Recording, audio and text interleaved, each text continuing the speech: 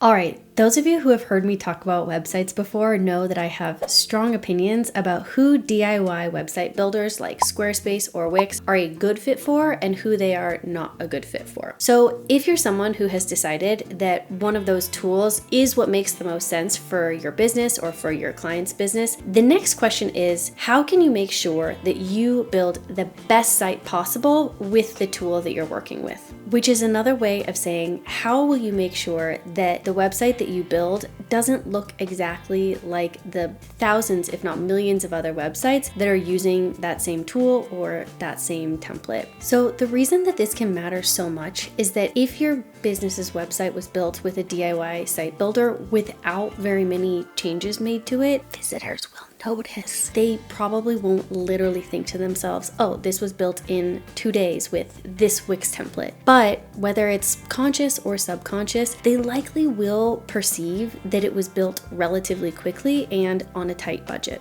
Hi, my name's Anna. I'm a UX designer turned website specialist for small and mid-sized businesses and startups. Now, to be fair, I don't actually think this is a big issue for every business or industry. For example, if you're trying to stand up a website for a local family-run ice cream shop, I don't think it's a big problem to put together something pretty straightforward and fast. Where I would say there starts to be a problem is if you have a business or service that charges premium prices or would like to charge premium prices, or where it's important to come across as a trustworthy authority in a certain field. So for example, maybe a private medical or law practice, a business coach, or a startup that is actively wanting to raise capital. So in these scenarios, your website can be this really powerful tool that reinforces the idea that you have it together, that you can be even more trusted than someone else in your field, and that you are worth the investment that you're asking for. Again, if your website shows signs that it was done cheap and as fast as possible, it can create a bit of a disconnect that you'll need to overcome. So if you're using a DIY site builder, which to be clear, for some people really is the best, fastest, most cost-effective way to get something up quickly, I'm going to talk about 4 tactics that I often use to really elevate these sites and make it so that visitors will not immediately be able to tell that they were built on one of these platforms. And my first one is integrating unique iconography. So I'm a big fan of this one. I think that custom icons that represent your brand's vibe go a long way. So these can be something traditional, something quirky and playful, colorful, monotone, textured, flat, whatever you want to do. I think that unique iconography will instantly make your site feel more bespoke, and I think it can pull in the branding in a way that makes things feel very harmonious. I would say also that the Noun project is a great resource if you want to search lots of icons and get an understanding of how people are representing certain words or certain concepts with icons. Number 2, custom brand illustrations. So whether these are whimsical, playful illustrations or sleek vector art, I really think that illustrations can add some visual interest and personality in a way that it's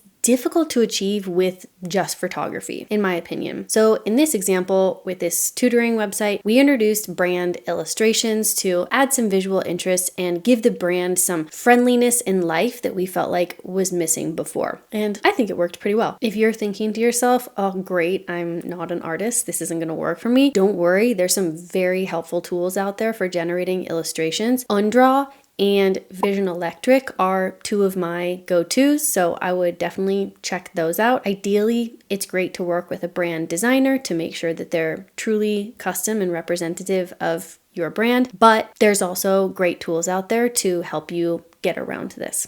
Number 3, background textures. So this one's pretty subtle. I don't see it used super often, but I think it works really, really well. So adding background textures, think soft gradients or a little bit of noise, a pattern overlay, I think just can really transform a site's look and add some character and depth where it's otherwise looking a bit flat. For example, when I was creating Mervite Consulting Services website, we used background vectors of different geological features that added a lot of visual visual intrigue without overpowering the content, I thought. Here's another example of a site that I did not design, treadway.com. I think this square pattern is working so well. Also, they have a kind of grainy background texture. I think the combination of these is doing a lot. Number 4, investing in a simple logo. So a nice logo goes a long ways. It improves brand recognition, it makes you seem professional and credible, and it can just differentiate you from other competitors. Some of these are logos that I did for clients who didn't have the budget for a full-blown brand, but we still came up with a simple, elegant brand mark, and it went a long ways. So one tip I would have here is just to keep it simple. You don't need to worry about capturing everything about your company or your brand and what it stands for in this one mark. That's not really possible. As with most things, simple is better. Another tip I would have here is that LogoDust is a great resource. It's a collection of logos that were considered but ultimately unused for other projects. Most of them are very simple, but beautiful marks. So I love going here for inspiration, and they're actually free for commercial use. I don't know if I would use them right out of the box because there's probably other people that are using them too, but it's still great for browsing. To summarize, 4 ways to make your website appear custom built and to make it stand out from millions of people using DIY website templates. 1, iconography. 2, brand illustrations. 3, background textures. And 4, a simple logo. So even just using 1 or 2 of these could be a real game changer. All of these will prevent your website from seeming like it came off of an assembly line, and they will help make you seem as established as possible, even if in reality you or your client's business are just getting established. Hope this was helpful. Follow along for more website tips.